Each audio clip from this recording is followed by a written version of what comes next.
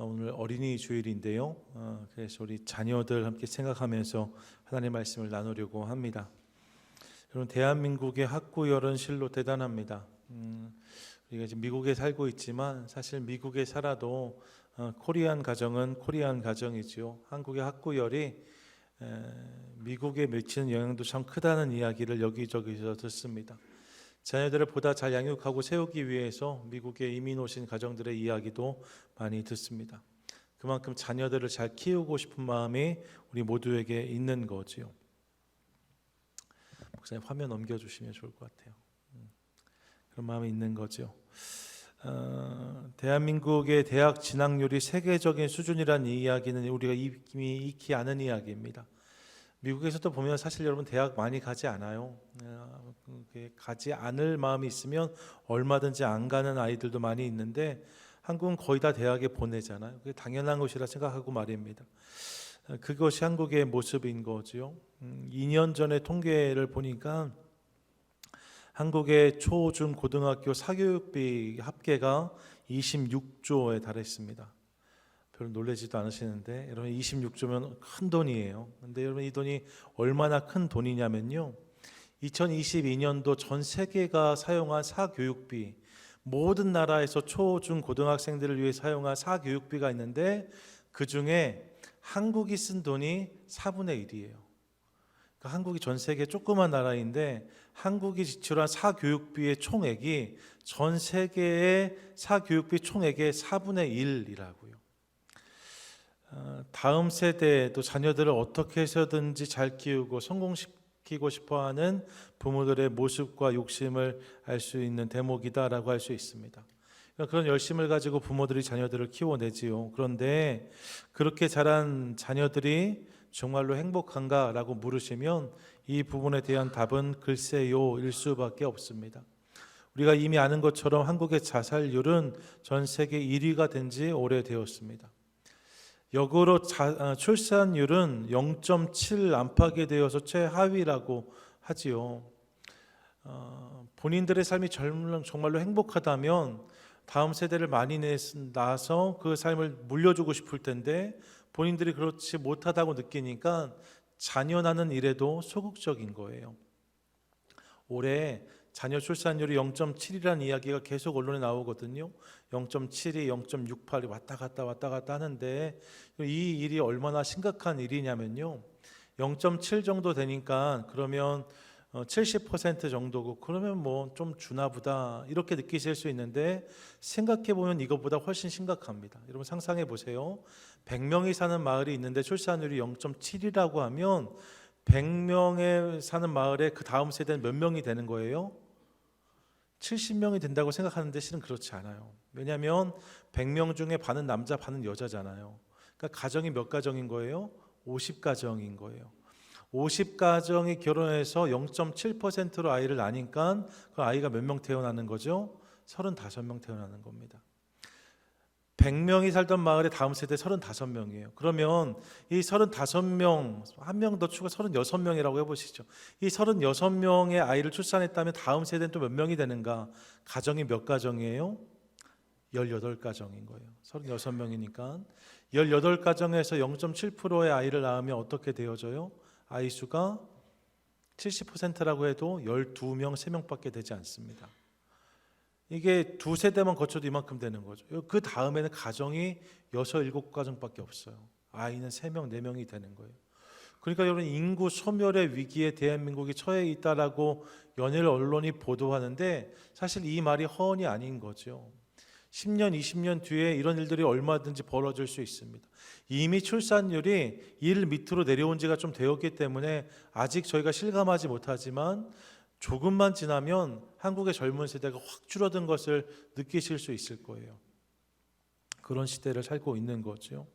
작년 통계에 의하면 초, 중, 고등학생들에게 행복하냐고 물었더니 나는 행복하지 않다고 대답한 경우가 87%나 되었다라고 알려집니다.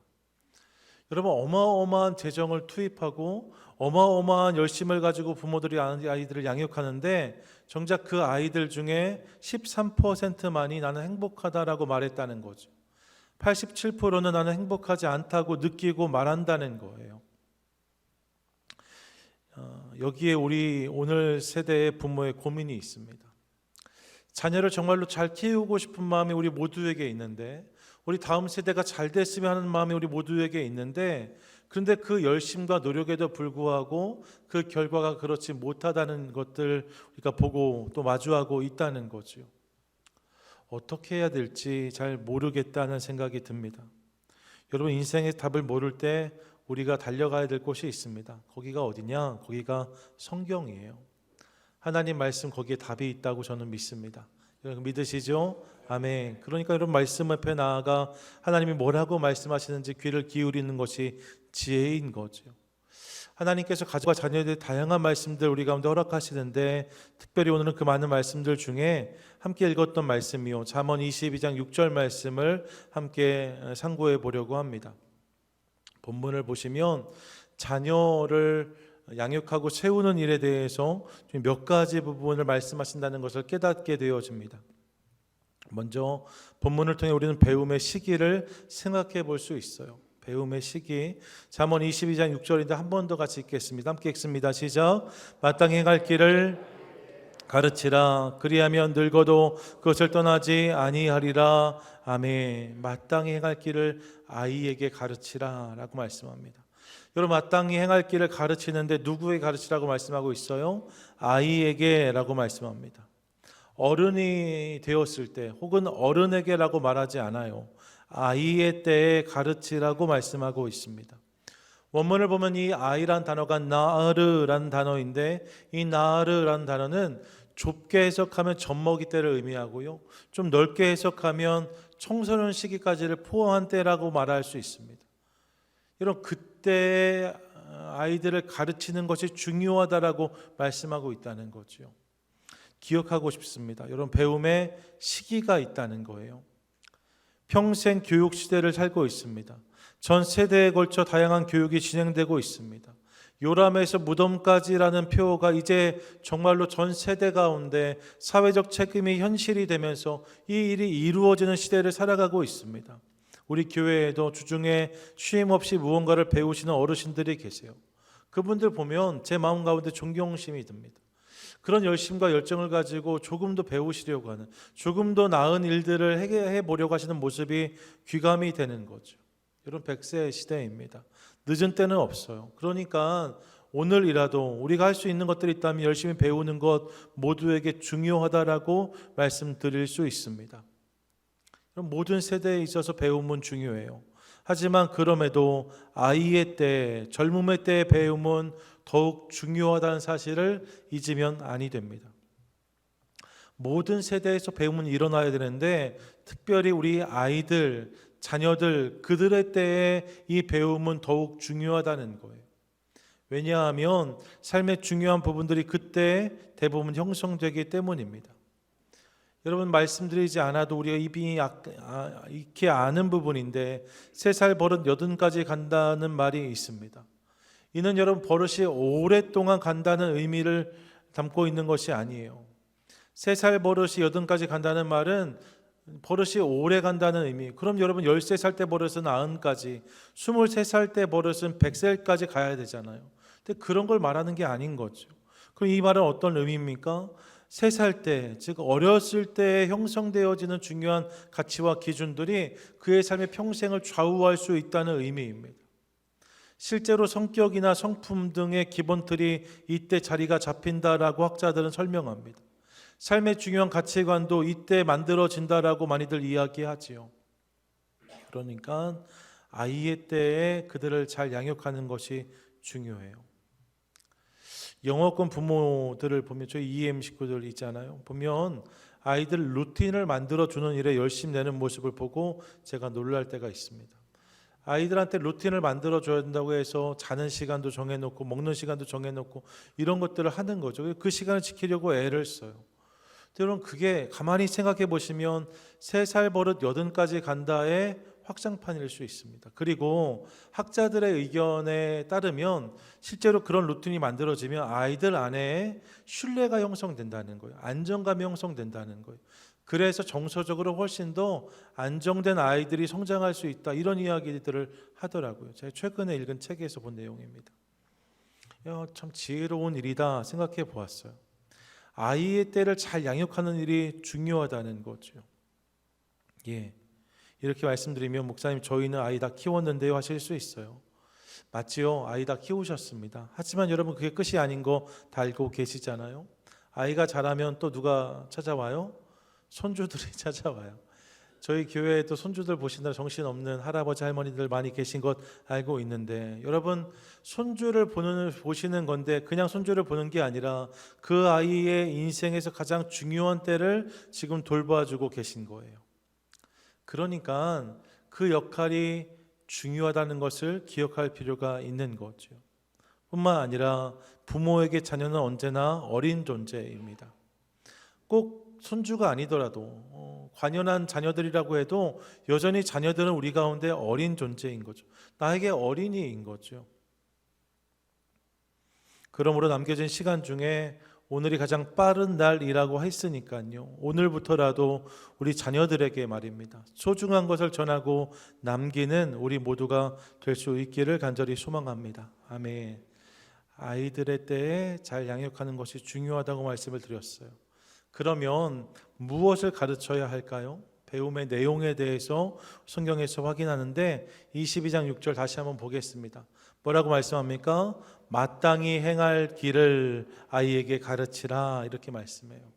여러분, 아이의 때에 배움을 받는 것이 중요한데 그들이 무엇을 배워야 되는가, 그들에게 무엇을 가르쳐야 되는가? 마땅히 행할 길을 이라고 말씀하고 있습니다. 아이들에게 가르쳐야 될 내용이 마땅히 행할 길이라는 거예요.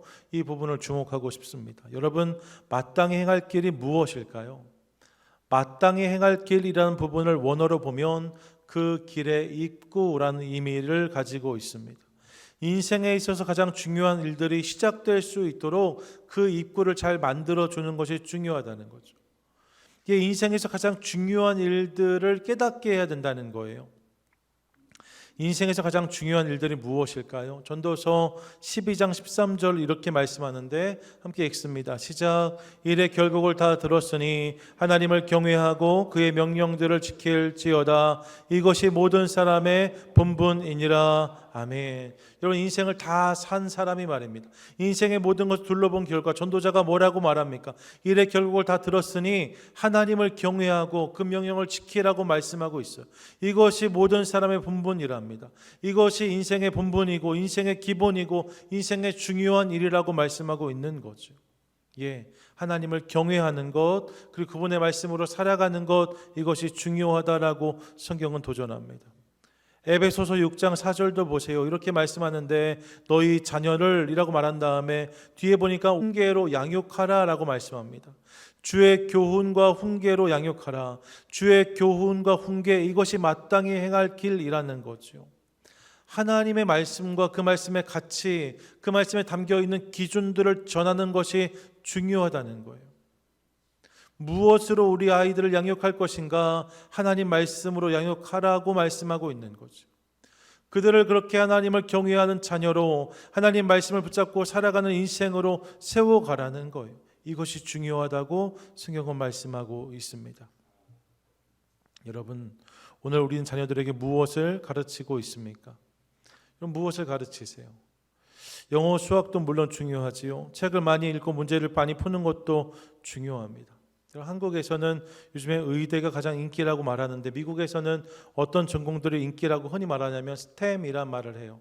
이게 뭐냐면 사이언스, 테크놀로지, 엔지니어링, 매스, 이렇게 STEM이라고 하거든요. 이게 지금 현세에서 가장 인기 있는 미국의 전공들입니다. 이 전공을 한 친구들이 직장도 잘 잡고 잘 된다고 해서 미국에서 지금도 이 젊은 세대의 STEM, 이 전공을 하고 싶어하는 이들이 많이 있다는 거예요. 이런 거 물론 중요합니다. 이런 게 우리의 삶을 조금 더 편안하고 용이롭게 할 수 있습니다. 하지만 여러분, 성경은 이것보다 중요한 것이 있다라고 우리에게 말씀해요. 그것이 무엇입니까? 하나님을 경외하는 삶이라는 거예요. 하나님의 자녀가 되는 거지요. 그럴 때 그 인생에 하나님 은혜를 주신다라고 성경은 분명히 말씀하고 있습니다. 여러분, 복음을 듣고 그 복음을 받아들여서 내가 어떤 존재이고 내가 나에게 부어진 하나님의 사랑은 어떤 것이며 그 사랑을 통해서 예수님이 감당하신 십자가와 부활은 어떤 의미인지, 또 오늘 성령께서 우리 안에 어떤 일을 하시는지를 깨닫기 시작할 때 우리의 인생은, 저들의 인생은 달라지게 될 줄로 믿습니다. 아멘. 문제 하나를 더 푸는 것도 물론 중요하지만 더 중요한 것은 내 인생의 가치를 깨닫는 것이고, 그것은 복음 안에서만 가능하다는 거예요. 잘 아시는 이야기지만 에이브라함 링컨은 어렸을 때 너무 가난해서 학교도 제대로 가지 못했다라고 알려지는데, 그의 어머니가 집에서 이 링컨을 가르칠 때 성경을 많이 읽고 가르쳐 주었다라고 알려지죠. 홈스쿨링 하면서 좀 더 점수를 잘 받을 수 있는 방법, 이런 것에 주목한 것이 아니라 인생의 참 주인이신 하나님, 그분이 주시는 복음과 지혜를 어머니가 전해 주었다는 거예요. 이로 말미암아 놀라운 영향력의 사람이 되었던, 그런 인생을 살았던 링컨을 우리가 기억합니다. 여러분, 마땅히 행할 길, 그 길을 가르치는 것이 중요한데, 마땅히 행할 길은 영어, 수학, 과학이 아니고 하나님을 경외하고 그분을 인정하는 삶이라고 성경은 말씀하고 있어요. 이 사실을 기억하며 하나님을 경외하는, 또 그분의 말씀을 붙잡고 살아가는, 바로 그것을 전하고 양육하는 저와 여러분, 우리 모두가 되시기를 축복합니다. 아멘. 이게 마땅히 행할 길인데요, 그러면 이 마땅히 행할 길을 어떻게 전해줄 수 있을까? 이것이 배움의 방법입니다. 배움의 시기도 알았어요. 배움의 내용도 알았습니다. 그런데 배움의 방법이 어렵습니다. 하나님을 전하는 것과 신앙의 계승이 중요한 것을 알아요. 하지만 이 일이 참 어렵습니다. 여러분, 자녀를 잘 신앙으로 양육한다는 것이 어렵다는 것을 우리가 경험으로 알아요. 자녀들을 잘 가르치고 싶지만 이게 잘 되지 않아서 원성이 올라가지요. 원성이 올라가면 에베소서 6장 말씀이 또 올라요. 6장에 뭐라고 말씀합니까? 자녀를 노엽게 하지 말라고 말씀합니다. 그러니까 이 자녀들을 노엽게 하면 안 되니까 또 너무 잔소리 많이 하면 안 될 것 같아요. 그래서 고민하죠. 그런데 여러분, 가만히 성경을 보시면 자녀를 노엽게 하지 말라는 말씀만 있는 게 아닙니다. 잠언 23장 13절 보세요. 뭐라고 말씀해요? 아이를 훈계하지 아니하려고 하지 말라. 채찍으로 그를 때릴지라도 그가 죽지 아니하리라. 아멘. 여러분, 성경이 이렇게 말씀하는 거잖아요. 그러니까 아이들을 잘 훈육하는 게 중요하단 말입니다. 그런데 이 일이 쉽지 않아요. 아이들도 어려워해요. 그러니까 어느 순간이 되면 아이들 심기를 불편하게 만들고 싶지 않고, 그러다 보니까 조금씩 신경을 끄다 보면 어느 순간 자율이라는 이름으로 방치와 방목이 되는 것을 보기도 합니다. 그렇게 하면 점점 챙기지 못할 상황들을 만나는 거죠. 참 어렵습니다. 어떻게 해야 우리 아이들을 더 잘 양육할 수 있을까? 여러분들, 본문이 나누는 지혜가 있어요. 다시 한번 본문을 보세요. 22장 6절을 보시면 마땅히 행할 길을 아이에게 어떻게 하라고요? 가르치라 라고 말씀해요. 근데 여러분, 본문을 보시면 가르치라라고 말씀하는데, 여기서 이 가르치다가 히브리어 원어를 보시면 하나크란 단어예요. 이 하나크란 단어는 본래는 훈련하다라는 의미가 더 강합니다. 우리 자녀들을 훈련시키라는 거예요. 여러분, 아이들을 가르치는데 어떻게 가르치는 게 중요하냐? 저들을 훈련시키는 게 중요하다라고 성경은 말씀합니다. 학교에서 수업을 할 때 말입니다. 모든 수업을 우리가 훈련이라고 말하지 않습니다. 그냥 전해주고 듣는 것은 수업이죠. 근데 훈련은 좀 달라요. 훈련은 무엇인가? 훈련은 주로 전하여서 몸에 있게 하는 것을 훈련이라고 말합니다. 들어서 고개를 끄덕거리는 것을 훈련이라고 말하지 않고요, 그 들음이 삶이 되게 하는 것, 이것을 훈련이라고 말합니다. 그런 과정이 필요하다는 거예요. 쉐마라고 알려진 신명기 6장 4절 이하의 말씀을 보십시오. 이스라엘아 들으라로 시작되어져요. 그리고 나서 7절 이하의 말씀 보면 이렇게 말씀하는데, 내 자녀에게 부지런히 가르치며 집에 앉았을 때든지 길을 갈 때든지 누워 있을 때든지 일어날 때든지 이 말씀을 강론할 것이며, 삶의 모든 자리에서 아이들에게 말씀을 풀어주라고 말합니다. 그리고 8절에 또 너는 그것을 내 손목에 매어 기호를 삼으며 내 미간에 붙여 표로 삼고 내 집 문설주와 바깥문에 기록할지어다라고 말합니다. 이런 말씀을 손목에 매고 미간에 붙이라고 말해요. 어떤 모습인가? 이런 모습인데요, 이렇게 하는 게 이 쉐마의 말씀을 실천하는 거예요. 이걸 실사로 보면 이런 모습인데 지금도 이스라엘 사람들이 이렇게 하거든요. 안식일이 되고 때가 되면 이렇게 반지꼬리 같은 조그만 박스를 이렇게 머리띠로 만들어서 이마에 붙이고 띠를 감아서, 저게 까만색 테이프를, 절연 테이프 붙여놓은 게 아니고요, 말씀 테이프를 팔에 감아놓은 거예요. 저렇게 하라는 거죠. 그런데 여러분, 성경의 말씀은 문자 그대로도 물론 중요하지만 그 의미와 맥락을 아는 게 훨씬 중요하지 않겠습니까?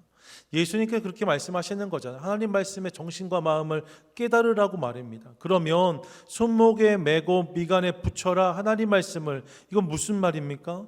이 말씀이 삶이 되게 하라는 거예요. 단순히 머리에 말씀을 붙이고 팔에 감는 정도를 넘어서 마땅히 행할 길인 하나님 말씀이 우리 머리를 넘어서 내 몸과 삶에 담겨야만 한다는 거죠. 그 일을 위해서 부모가 자녀들을 훈련해야 된다라고 성경이 말씀하고 있는 거예요. 여러분, 이 말씀을 기억해서 우리 자녀들의 삶 가운데 말씀을 잘 넘겨주고 훈련시키는 지혜로운 부모, 저와 여러분 될 수 있기를 축복합니다. 아멘. 훈련시키셔야 돼요. 구체적으로 어떤 훈련이 가능할까? 세 가지 모습을 도전하고 싶습니다. 첫 번째는 여러분, 하나님을 경외하는 모습을 보여주셔야 돼요. 이게 훈련입니다. 여러분, 본문의 가르침이 수업이 아니라 훈련이라고 말씀드렸습니다. 그렇기 때문에 들려주는 것보다 중요한 것은 보여주는 것입니다. 성경을 보면 부모 세대가 경험한 은혜를 자녀에게 보여주라고 말씀합니다. 들려주라고도 하시지만 더 많은 본문들 속에서 이것을 기억하게 하라, 기념하라, 보여줘라라고 말씀하십니다. 삶을 통해서 하나님이 전달되어야만 한다는 거죠. 스포츠를 보면 훈련 과정에서 실력 있는 코치는 보여주는 코치입니다. 이렇게 하면 이렇게 쳐질 거야 라고 말하는 코치가 아니라 실제로 그 폼을 보여주는 코치가 좋은 코치인 거죠. 직접 보여주는 것을 통해서 폼을 끌어올릴 때 실력이 나타나는 거예요. 부모도 마찬가지 아니겠습니까? 여러분, 어떻게 살아야 되는지는 사실 우리 자녀들도 다 알아요. 모르는 것 같지만 실은 다 압니다. 중요한 것은 그것을 보아야만 하는 거예요. 문제가 있을 때 무릎 꿇는 부모의 모습을 통해서, 어려움을 만났을 때 하나님께 묻는 부모의 모습을 통해서, 감당할 수 없는 일들 속에서 사랑과 용서함으로 그것들을 품어내는 부모의 모습을 통해서 아이들이 그런 하나님을 닮아가는 거죠. 여러분, 자녀들에게 이런 좋은 성품을 보여주는 저와 여러분 될 수 있기를 소망합니다. 둘째로 여러분, 사랑과 기대로 자녀들을 지켜보는 것 또한 중요합니다. 보여주는 게 중요하고 또 뭐가 중요해요? 지켜보는 게 중요해요. 부모의 시선이 중요합니다. 어떤 이는 부모의 시선이 닿는 만큼 자녀가 잘한다라고 말했습니다. 지나친 간섭과 참견은 물론 어렵지요. 하지만 그 기다림의 시간 속에서 바라보는 것은 여전히 중요합니다. 아이들이 자꾸 그 간섭을 싫어하니까 그럼 신경을 꺼야겠다 하는데, 여러분, 신경을 끄는 게 시선을 돌리는 것을 의미하지 않아요. 잔소리는 줄이지만 그럼에도 계속 지켜보아야만 하는 거죠. 그래야지 저들의 인생 가운데 일하시는 하나님을 알 수 있고 하나님이 주신 타이밍도 깨달을 수 있습니다. 출애굽기 2장에 보시면 아기 모세를 갈대 상자에 띄우는 장면이 등장합니다. 어쩔 수 없는 상황이에요. 더 이상 키울 수 없으니까 갈대 상자에 아이를 태워서 나일강에 띄웁니다. 그런데 여러분, 그렇게 띄우면서 이제 부모의 역할 다 했다, 네 맘대로 가라 하지 않아요. 성경을 보시면 그렇게 갈대 상자를 띄운 다음에 그의 누이였던 미리암이 멀리 서서 이 상자를 계속 바라봤다라고 성경 말씀합니다. 미리암을 통해서 부모가 이 상자를 바라본 거죠. 어떻게 되어지는지를 보게 되는 거예요. 그리고 이 상자가 애굽의 공주의 손에 도착했을 때 득달같이 달려가서 부모가 있다고 이야기하는 것을 통해서 결국 모세의 어머니가 모세를 양육할 수 있는 기회를 얻잖아요. 바라봄을 통해서 가장 좋은 타이밍에 가장 좋은 방법이 열리는 것을 봅니다. 사랑하는 여러분, 성경은 하나님에 대해서 그분이 우리를 바라보시는 분이라고 말씀하고 있어요. 왜요? 바라봄이 사랑이기 때문입니다. 그러니까 지치고 힘들 수 있지만 계속해서 우리 자녀들을 바라보는 부모가 될 수 있기를 소망합니다. 여러분, 좀 지난한 싸움일 수 있어요. 변하지 않을 수 있어요. 지칠 수 있습니다. 하지만 포기하지 마세요. 계속해서 기대함으로 자녀들을 바라보는 거죠. 그리고 하나님의 타이밍을 구하겠습니다. 하나님의 방법을 구하겠습니다. 그렇게 바라봄을 통해서 하나님께서 우리 자녀들을 훈련해 가시는 거예요. 이 사실을 기억하며 사랑으로 우리 자녀들을 바라보는 귀한 부모님들 되시기를 축복합니다. 아멘. 세 번째로 무엇을 해야 되는가? 여러분, 기도해야 됩니다. 당연한 거지요. 가르치라라고 말했는데 이 가르치란 단어가 하라크라고 했어요. 하라크의 가장 큰 뜻은 훈련하라입니다. 그리고 또 다른 의미가 있어요. 그 의미는 봉헌하다입니다. 하나님께 올려드리라고 말하고 있는 거예요. 부모의 역할 중 중요한 역할 중 하나는 자녀를 하나님께 올려드리는 것입니다. 어떻게 우리 자녀들을 하나님께 올려드릴 수 있습니까? 기도를 통해 올려드릴 수 있어요. 제 부모 역할 이야기할 때 한나 이야기 많이 하는 거 다 아실 거예요. 어린 사무엘을 성전에 보내놓고 어머니 한나가 할 수 있는 일은 아무것도 없는 것처럼 보였습니다. 이게 정말로 그렇잖아요. 한나가 이 성전에 마음대로 출입할 수 없으니까 말입니다. 자주 만날 수도 없고 대화할 수도 없었어요. 하지만 성경을 보면 이 사무엘이 이 한나가 사무엘을 위해서 겉옷을 지었다, 매해 그곳을 가져다 주었다라고 말씀하고 있습니다. 겉옷을 짓는 시간이 있었다는 거죠. 이 겉옷을 짓는 시간이 기도하는 시간이었다라고 말씀을 드렸습니다. 그렇게 어머니의 기도가 끊임없이 사무엘을 향했던 거죠. 그 결과로 사무엘이라는 영적 거인이 태어나는 것을 우리가 보게 되어집니다. 얼마 전에 한 권사님을 배웠는데 제가 자녀들 잘 키우셨다라고 말씀을 드렸더니 이 권사님께서 내가 한 일은 하나도 없는데요 목사님이라고 하시더니 다만 한 일이 있다면이라고 하시면서 아이들을 학교에 이제 등교시키면 대부분 다 부모님들이 라이드 해주시잖아요. 아이들 데리고 학교에 가면 그 아이가 학교에 들어간 다음에 30분 1시간씩 주차장에 머물러 있었다는 이야기를 하시더라고요. 그러면서 하나님 저 안에서 어떤 일이 벌어질지 알지 못하지만 하나님 우리 아이를 우리 자녀들을 좀 붙잡아 달라고 간절히 기도하고 돌아오기를 늘 했습니다. 이 말씀을 하시는데 되게 감동이 있었어요. 그 기도가 이 아이들을 이렇게 성장시켰구나 이것을 깨닫게 된 거죠. 여러분 오늘 하루 기도한다고 우리 아이들이 오늘 하루 순식간에 바뀌는 것이 아닙니다. 하지만 그 기도가 쌓이면 주님께서 응답해 주실 줄 믿습니다. 그러므로 자녀를 위해서 기도하는 일을 게을리하지 아니하는, 중단하지 아니하는 저와 여러분 될 수 있기를 소망합니다. 그렇게 보여주고 바라보고 기도하는 것으로 자녀를 잘 훈련시키는 부모가 될 수 있음을 깨닫는 거죠. 그런 끝으로 그 결과가 무엇인가 배움의 결론인데 22장 6절 다시 한번 보세요. 같이 한번 읽겠습니다. 시작. 마땅히 행할 길을 아이에게 가르치라. 그리하면 늙어도 그것을 떠나지 아니하리라. 아멘. 결론이 중요해요. 마땅히 행할 길을 아이에게 가르치라고 말씀합니다. 그러면 어떤 일이 벌어지는가? 성경을 보면요, 그 아이가 흥하게 될 것이다라고 말씀하지 않습니다. 그 아이가 부유해질 것이다라고 말씀하지 않아요. 그 아이가 성공할 것이다라고 말씀하지 않습니다. 그럼 뭐라고 말씀해요? 그리하면 늙어도, 이게 평생을 말하는 거죠. 그의 평생에 그것을 떠나지 아니하리라. 여러분, 그가 평생 하나님의 자녀로 살게 될 것이라고, 하나님 백성으로 살아내게 될 것이라고 말씀하고 있습니다. 아이의 때에 아이들을 복음으로 잘 양육하면 그들이 결국 하나님의 자녀로 살고 성장하게 될 것이다라고 말씀하고 있는 거예요. 여러분, 이것이 최고의 복인 것을 기억하는 저와 여러분 되실 수 있기를 축복합니다. 아멘. 우리 자녀들에게 좋은 만남, 좋은 직장, 좋은 지위도 물론 중요하지요. 하지만 하나님의 신실한 자녀가 되는 것이 가장 큰 복입니다. 이 복을 주시겠다라고 말씀하시잖아요. 이 말씀을 약속으로 받는 저와 여러분 우리 모두가 될 수 있기를 간절히 소망합니다. 아멘. 실제로 몇 해 전 통계에 따르면 교회에 나오지 않던 이들이 교회를 나온 경우에 말입니다.